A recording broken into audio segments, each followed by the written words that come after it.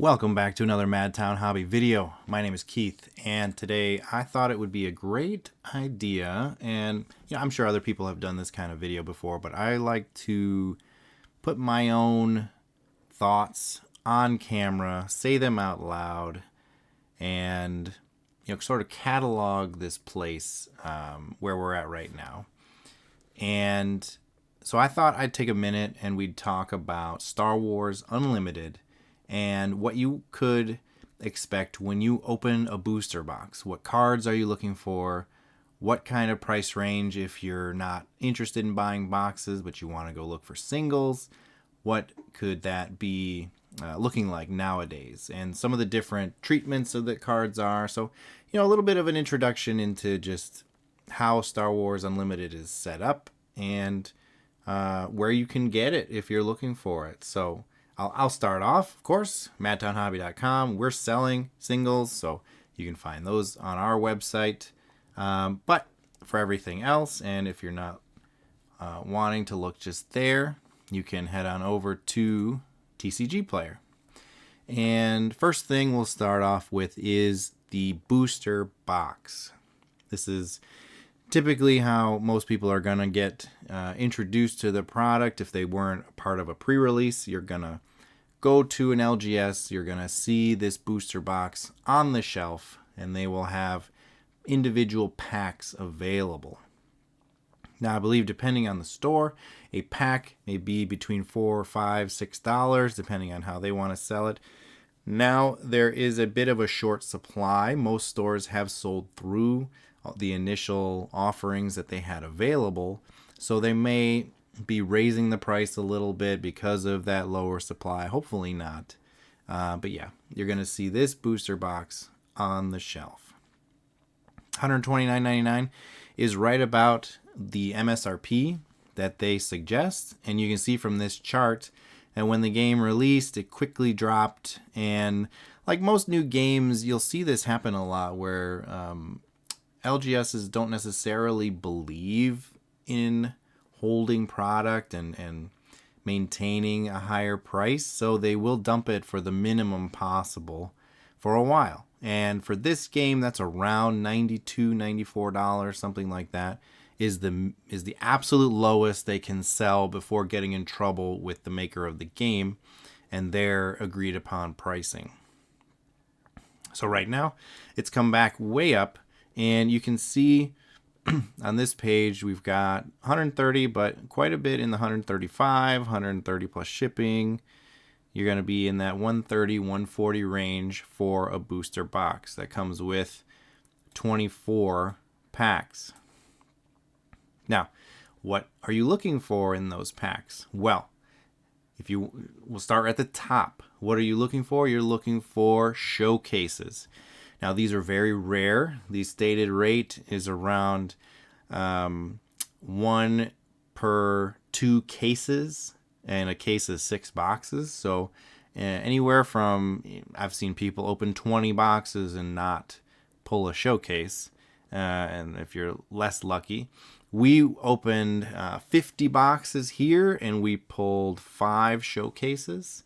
I think we still have 2 IG88s left on our site. But we've sold the rest of them at this point. These are super hot items.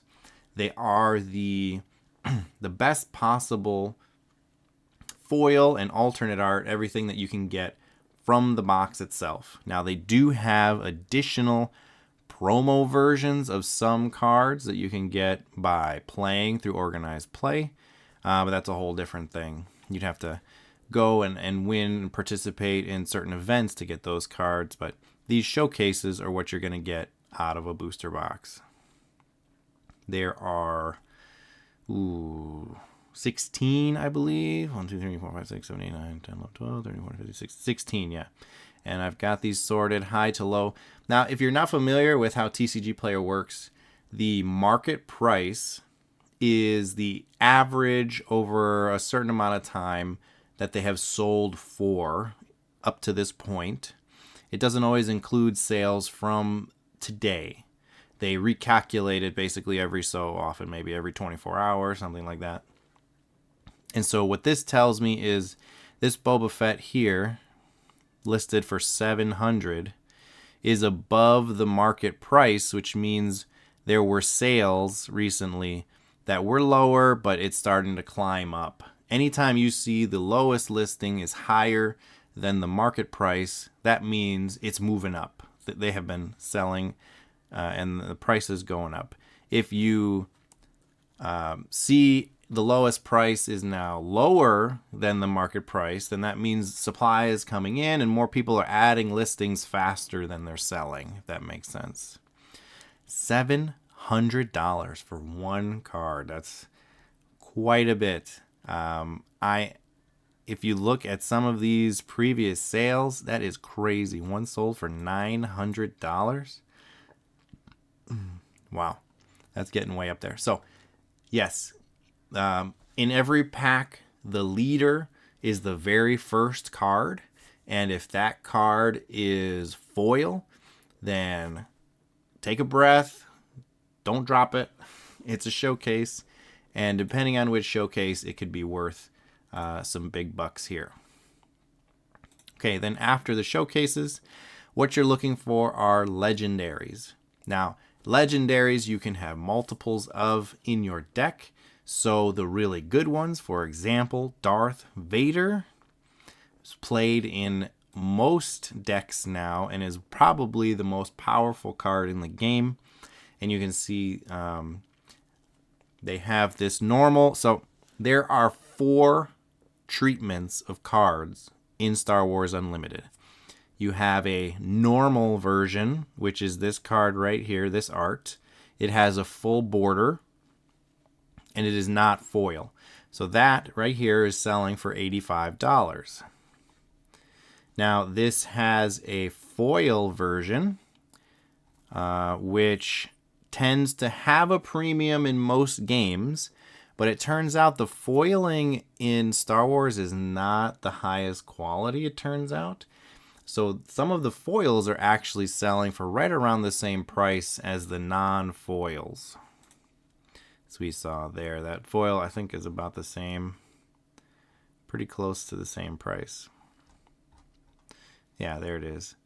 Now, something else, a little tidbit about TCGPlayer. When you look at feedback, you've got this seller right here, near 100%, 10,000 plus sales. They've been doing this a while. You've got this person who must have just created a new account, and they are offering their foil probably at a steep discount in order to get their first sales and get going. Now, if you want to take that risk and see if it shows up and they lowered the price to get their first sales, you could do that. But otherwise, you keep scrolling until you find a seller with a higher, more standout rating. Let's go back here. Yeah. So we've got Darth Vader, $85. We've got Boba Fett. It switched to best selling. That's what it did. There's a few ways to use TCGPlayer. So price high to low is typically how I look. Best selling means it's like a combination of price times units. So sometimes you'll see like a big case of boxes is best selling just because it's so expensive. Its total value is the highest that's sold. Yeah. Right. 4 versions of cards in Star Wars. There was the normal and foil. I showed you that. Then there is what they call a hyperspace. And these have a different card number. So they're actually under a different listing in TCGPlayer. So these are separate. The normal card and the hyperspace versions are separate listings. So you want to watch out for that.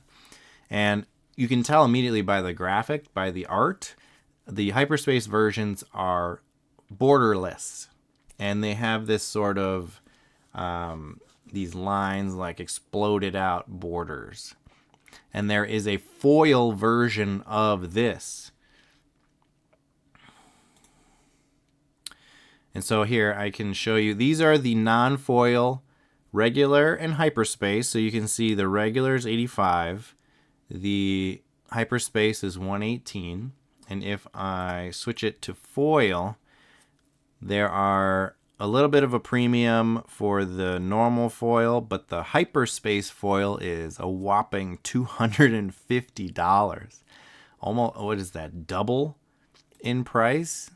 Yeah, essentially double in price. So the way the pull rates are, the normal is the easiest to pull, the normal foil next hardest, then hyperspace non-foil, then foil hyperspace, or hyperfoil they've shortened it to. It is very, very hard to pull a hyperfoil Darth Vader.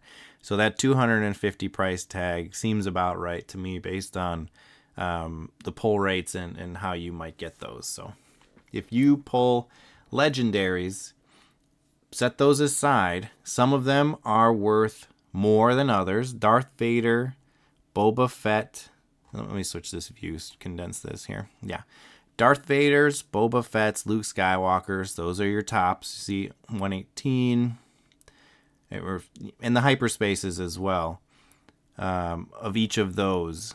So you got a hyperspace Luke is 60, regular Luke 35, hyperspace Boba 82, regular Boba 58, and you go on down the list. So you'll see 2 listings for each legendary. And the hyperspace there, again, is the more rare, more expensive one typically. But I forget, there are 16 legendaries, so it shows here 32 listings because there are 16 normal bordered and 16 hyperspace. And yeah, if you go down the list, some of them are not in very high demand. So here, like Black One, this, and Change of Heart are under $10. So that's a drastic difference. This is the very first set, and we don't know what the next set, what kind of new decks will be introduced, what kind of playability there will be. So if you pull these lower value legendaries, you know, maybe in a few months when the next set comes out, they'll be valuable. So maybe hold on to them and set them aside. Some people like to hold on to cards that are cheap now and could be valuable later, make a little long-term bet on the game. And yeah, that's a good idea. And then the other category of cards we'll take a peek at are the rares. Now, the TCGPlayer is a little confused about what a showcase is, so these are rare leaders that come in a showcase, so that I couldn't filter them out exactly here. But K2SO and Red 3, those are 2 big deal rares that you're looking for right now. One of the leaders, Sabine Wren, is a very popular aggro deck, and her colors of red, these go right along in that deck. And then you've also got U-Wing Reinforcement. Fett's Fire Spray is very popular and high selling. Seventh Sister, For a Cause I Believe In. You see, yeah, a lot of the top rares are red because they go in that aggro deck. Yeah. The other 2 rarities, they've got uncommon and common as well below this. There are some really good uncommons, but most of them are pretty cheap, and you can pick those up as well. So if you like opening packs, if you want to have the experience and you've got the cash to go hunting and filling in your collection that way, I'd say you can open 2, 3, 4, 2 boxes probably gets you a real good way into your main collection. But at a rate of, some boxes, you're only going to get 3 legendaries, and they might be 3 that you don't even want to play with. And some boxes could have 6 legendaries, and you could pull 6 Darth Vaders. And it's a wild variance as far as that goes. So, but, hopefully if you've got a local community, there are deck building. Let's see, Star Wars UDB. Yeah. So if you go to Star Wars SWUDB, the Star Wars Unlimited database, you can find decks this is where you net deck. And there's a couple other websites as well. So you can see there's a really popular Director Krennic deck, really popular Darth Vader. So you could start at this point and just go and order the cards you need from TCGPlayer as well, and just get the singles and not worry about hunting them in the boxes, especially right now because boxes are a little hard to find. If you can, look for a local game store that is doing limited events. Some of them, there are drafts available at some.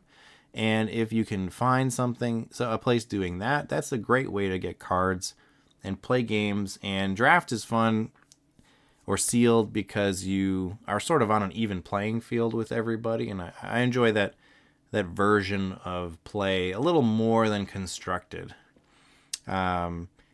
Constructed, there are people walking around already with $1,000 decks because they've got, a showcase leader. They've got every card is a hyperspace foil card. It's pretty wild. So there we go.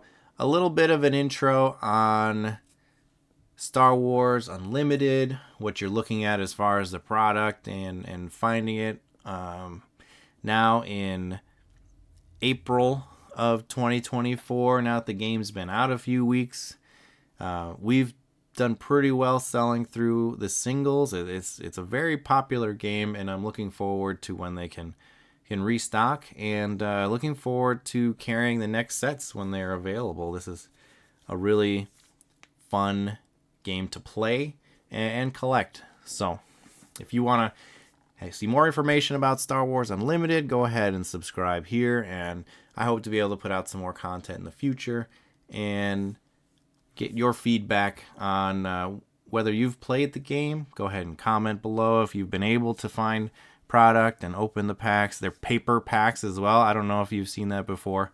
Flesh and Blood started with paper packs, and I absolutely love it. They're so easy to open and supposed to be recyclable. We'll see about that. But appreciate you hanging out, and we'll see you next time.